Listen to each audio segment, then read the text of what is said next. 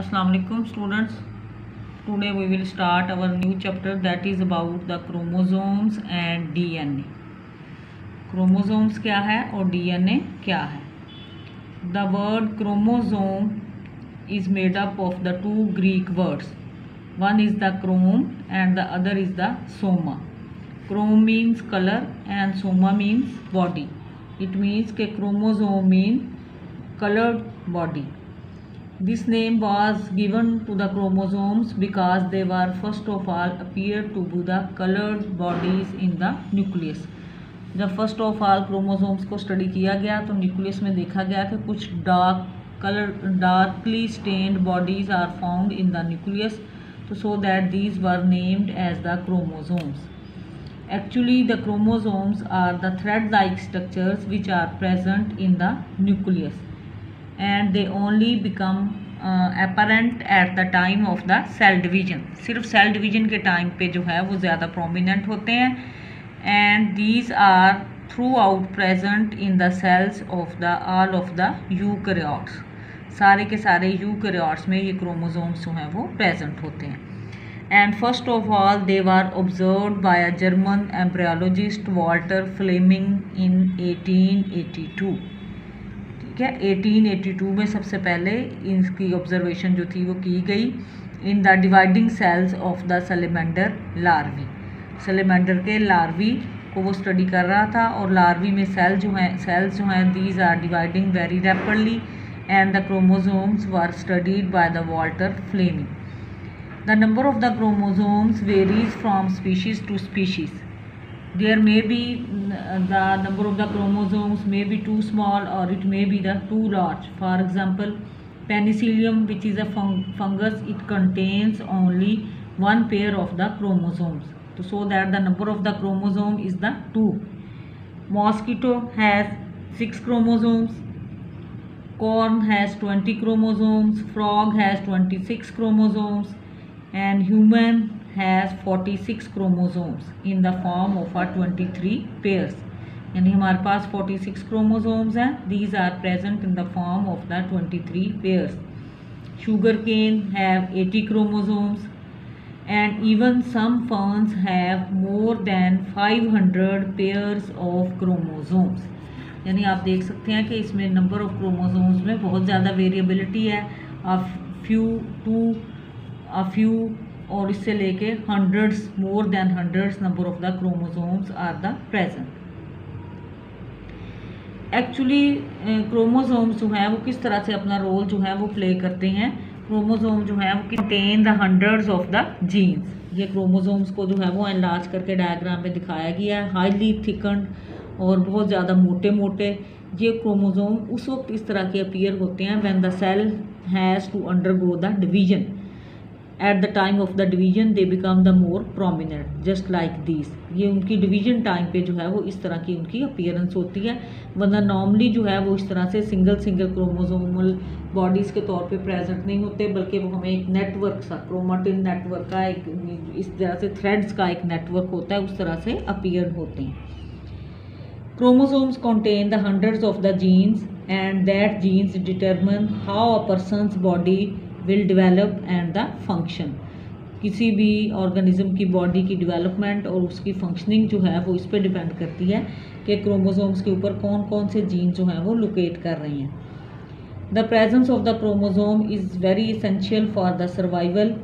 Even if a part of the chromosome or whole of the chromosome is the missing, it may lead to the serious defects or the abnormalities and sometimes it may be the fatal. यानी इससे death भी हो सकती है कि अगरचे chromosomes का number जो है वो काफ़ी ज़्यादा भी होता है बहुत सारे ऑर्गेनिज्म में, लेकिन in spite of all these if a single chromosome or a part of chromosome is the missed then it leads to the serious defects.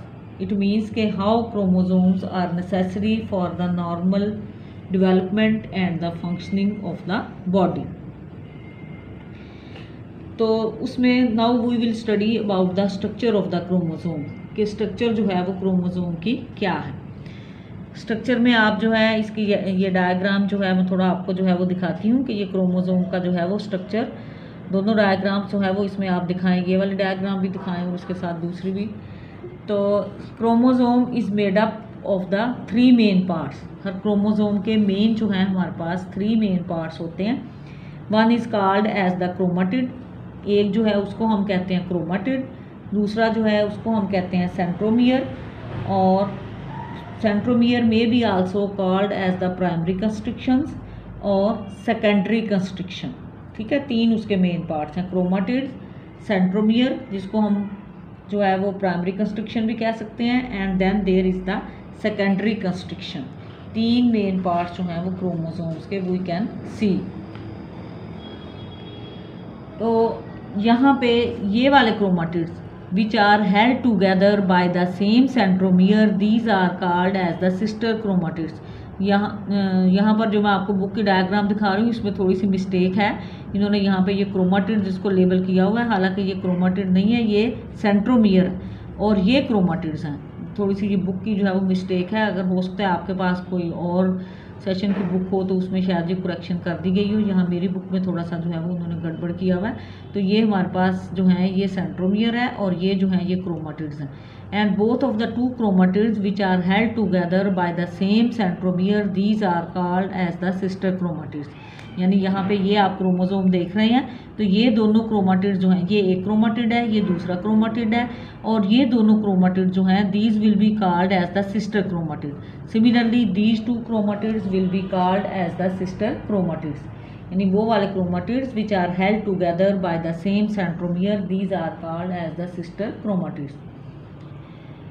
There are the chromosomes may vary, differ in their appearance. They may also be differ in their size, in their staining properties, as well as the location of the centromere.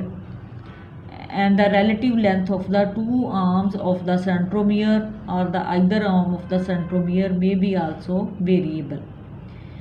So that the particular arrangement of the chromosomes that an individual possess is called its karyotype।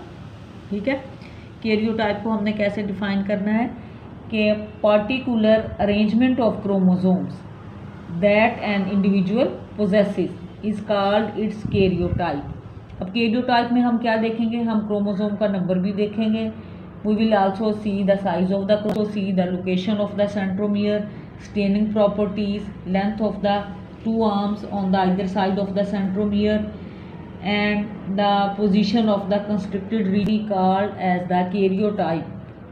ठीक है, इनको collectively इन characteristics को हम karyotype का नाम देंगे।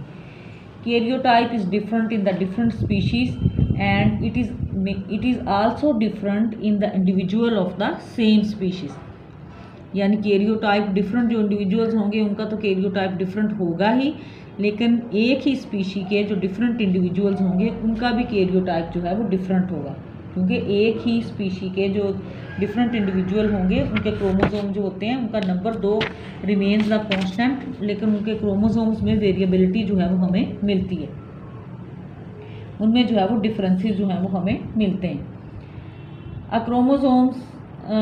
Chromosomes contain a huge amount of the information। Chromosomes को अगर हम देखें तो ये हमारे पास एक बहुत बड़ी आप कह लें कलेक्शन, एक ह्यूज कलेक्शन है इंफॉर्मेशन की, and it has been seen that it will fill about 280 printed books of the 1000 pages each. यानी एक क्रोमोसोम जो है उसके पास इतनी इंफॉर्मेशन होती है कि अगर उन इंफॉर्मेशन को हम राइट डाउन करें तो 280 बुक्स जो हैं वो हमारे पास बन जाएंगी, और each book will consist of the 1000 pages. तो इससे आप सोचें कि सिर्फ हम इसको इमेजिन कर सकते हैं बस, और प्रैक्टिकली जो है हम इसको जो है वो नहीं, यानी इसकी जो है वो काउंटिंग या इसकी मेजरिंग जो है वो नहीं कर सकते। And it has been seen that if each nucleotide correspond to a word, यानी हर एक न्यूक्लियोटाइड को हम एक वर्ड का नाम दें, and each page had about 500 words on it। यानी वो बुक इतनी मोटी है कि उसके 1000 पेजेस हैं, और हर एक न्यूक्लियोटाइड को हम अगर अंडरस्टैंड करें कि ये एक वर्ड है तो each page will have 500 words, यानी बुक भी ऐसी नहीं कि जिसके पेज पे 4 बातें सिर्फ लिखी हुई हैं, बुक भी ऐसी जिसके हर पेज के ऊपर जो है वो 500 वर्ड्स हैं, और ऐसी बुक जिसके 1000 पेज हैं, और इस तरह की 280 बुक्स हमारे पास होंगी। तो उनमें जितनी इन्फॉर्मेशन आएंगी उतनी इन्फॉर्मेशन जो है वो एक क्रोमोसोम के अंदर जो है वो प्रेजेंट है। इट मीन्स के हम जो है वो इसको जो है वो इसकी कोई लिमिट जो है वो नहीं कर सकते। Now we will study about the different types of the chromosomes on the basis of the location of the centromere, यानी सेंट्रोमियर की पोजीशन जो है वो वेरी करने से क्रोमोसोम्स की डिफरेंट मॉर्फोलॉजिकल फॉर्म्स हमारे सामने आती हैं। तो वो डिफरेंट फॉर्म्स जो है वो क्रोमोसोम्स की क्या हैं? The chromosomes may be telocentric, acrocentric, सब मेटासेंट्रिक एंड द मेटासेंट्रिक। अब वन बाय वन हम देखेंगे टीलोसेंट्रिक टाइप जो है वो क्रोमोसोम्स की वो हमारे पास क्या है। Telocentric chromosomes, in this case the centromere is located at the tip of the chromosome, कि सेंट्रोमियर जो है वो बिल्कुल उसकी टिप के ऊपर जो है वो जब लोकेट करेगा तो this is called as the telocentric, इसको हम कहते हैं telocentric. Then there is the acrocentric, centromere is locating near the tip of the chromosomes, यानी पिछले केस में वो बिल्कुल टिप के ऊपर था और यहाँ पे near the tip of the chromosome, then this is called as the acrocentric chromosomes. यहाँ पे क्या होगा कि एक्रोसेंट्रिक में क्रोमोसोम्स के जो हैं वो जो एक आर्म जो है वो क्रोमोसोम की बिल्कुल बहुत छोटी होगी और एक आर्म जो है वो बहुत बड़ी होगी। Next one is called as the submetacentric. Submetacentric में क्या होगा?